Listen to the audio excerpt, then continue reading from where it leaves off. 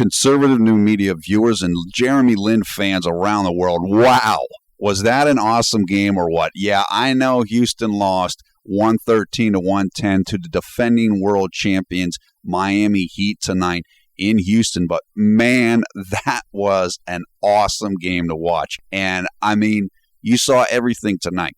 This was Houston at its best. Now, we've talked before that J-Lin isn't quite up to speed yet, and it's going to show up in a game like this where it's fast-paced, lots of running, lots of offense, and I think you saw a little bit of that. Lin was probably in some ways the kind of a weak link on offense, although he did a lot of good things in this game, a lot more than will show up in the box score. But again, in 5 or 6 weeks, he'll be a lot more ready for this type of explosive kind of game. He did a lot of good things in this game, though. There was one play in the second quarter with about 7 minutes left in the quarter where he dribbled to his left, so he was able to, we talk about the left-handed dribble. He was double-teamed, or he was about to get double-teamed. They were coming to double him. And what he did was he saw Chandler Parsons spotted up on a three-point line on the right side, found him, great pass to him for a three-pointer.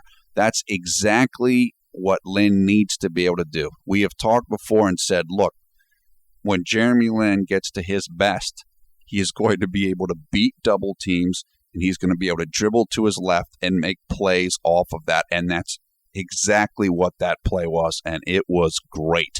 It was great. So that's flashes of like what he is going to be in the time to come. It was awesome. One of the keys to this game for the Rockets was that Miami is small, and they could not deal with Omer Asik.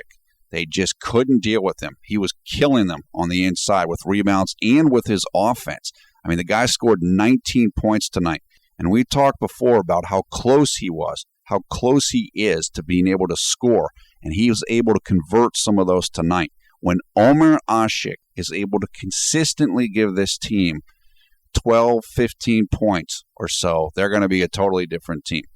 He's not there yet, but you saw it tonight. You saw flashes of what he can do. Now, what teams are going to be doing with Lin, and you saw this tonight, obviously they're going to try to force him left. They're going to double him on the pick and roll, and they're going to try to make him shoot. Miami left Lin open a number of times tonight, including there at the end, but we'll get to that in a second. The strategy against Lin, while he is recovering from his knee injury and working on getting his explosiveness back, and as he continues to work on his left-handed dribbling and driving, is make him go left, double him up, and make him shoot. Leave him open, see if he can hit the shot from three-pointer. And that worked to some effect tonight, but Lin also hit a couple of three-pointers. Now, I looked at this game as the Linsanity revenge game.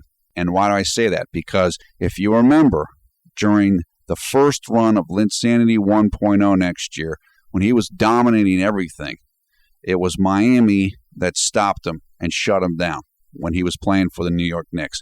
They went out, they were trying very hard to make a statement, I think, against Lin, and they did that. And he shot like 1 for 11 in the game. Just didn't do well, didn't do anything in that game. And you saw a totally different result tonight. That shows me that Jeremy Lin is improving all the time. Early in this game, he had 2 turnovers, and Miami was harassing him. But after early in the first quarter, or like the first half of the first quarter, he had 0 turnovers, no turnovers. And you saw him where he was dazzling with some of the passes and some of the playmaking. He's still not back to himself. But tonight showed me that it shows you how far he's come since that game against Miami last year, and that is a very good sign if you are a Jeremy Lin fan. Look, as we talked about in the other video John and I just did, I mean, Lin blocked LeBron in this game.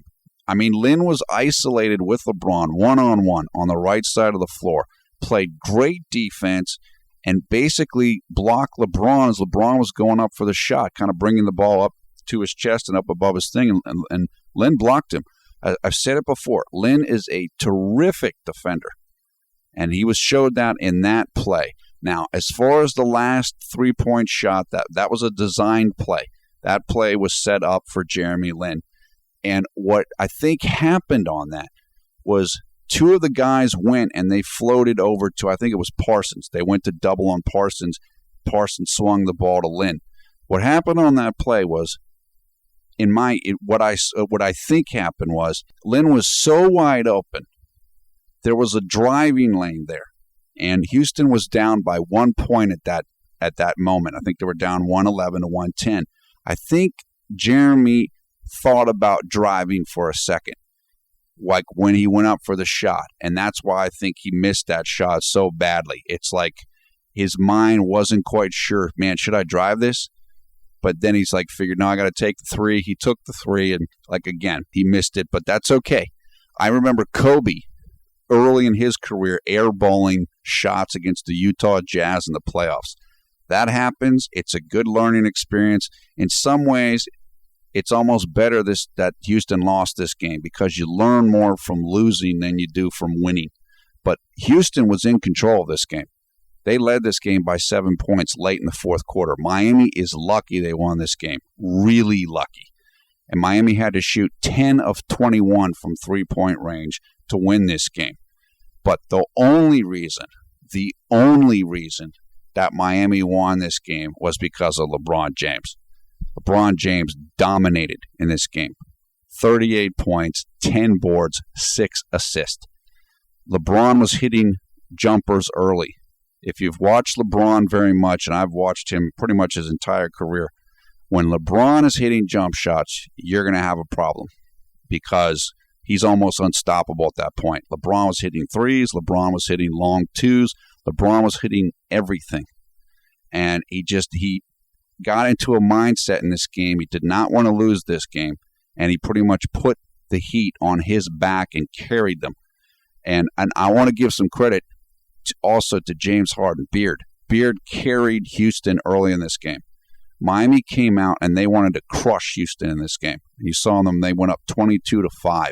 The player who kept Houston alive and in the game at that moment was Beard. And he started rolling some Beard sanity. And that was great. Give him all the credit in the world. He's a tough, competitive guy. He went up against this team, against Miami in the finals last year, and he did very poorly, and he remembers that the same way that Jeremy Lin remembers what Miami did to him last year. And so this team showed tonight, and I'm talking about Houston, this team showed tonight the capability that it has. Everybody was scoring. Everybody was involved. All of the starters except for Lin were in double-figure scoring, and Lin had 9 points. Patrick Patterson was hitting shots. Marcus Morris was hitting shots. Chandler Parsons was hitting shots. Everybody was involved. And this team, as we've talked about, they're tall, they're young, they're athletic, and they're pretty deep.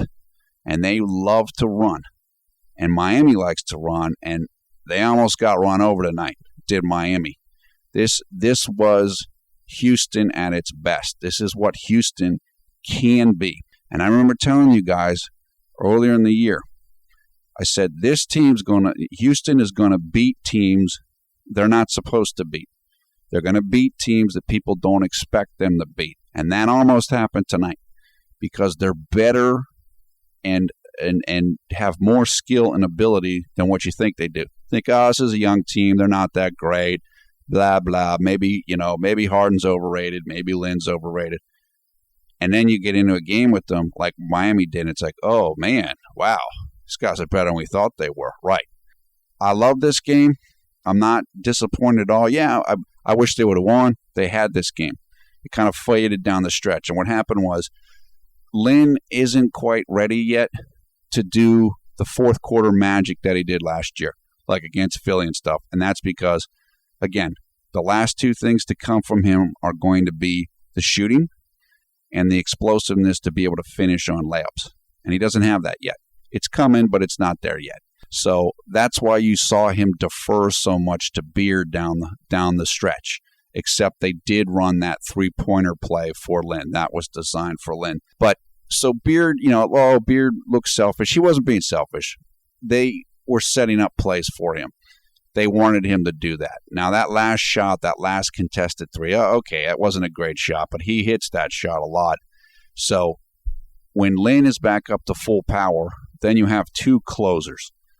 And they didn't have that tonight, and that's what really hurt them in this game. If they would have had Lin at full speed, they probably would have won this game. But again, great game. It's a great learning experience for Houston.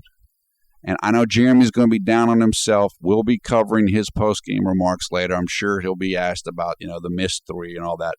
But he'll take responsibility for it. He won't make excuses. I'm sure of that. But this is a learning experience. If you're a Lin fan and a Houston fan, you should be proud of this team. They did great. All right.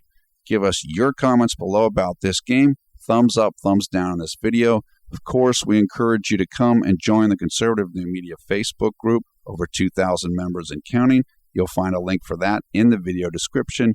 You'll also find links to video highlights of this game and game stories. We really send shouts out to all of our friends on Facebook right now. I know John was talking to different people during the game. I think that is awesome. This was a fun, exciting game. This was just a great game to watch, no matter who was playing. This was just a fun NBA game. Up and down, a lot of scoring. Great.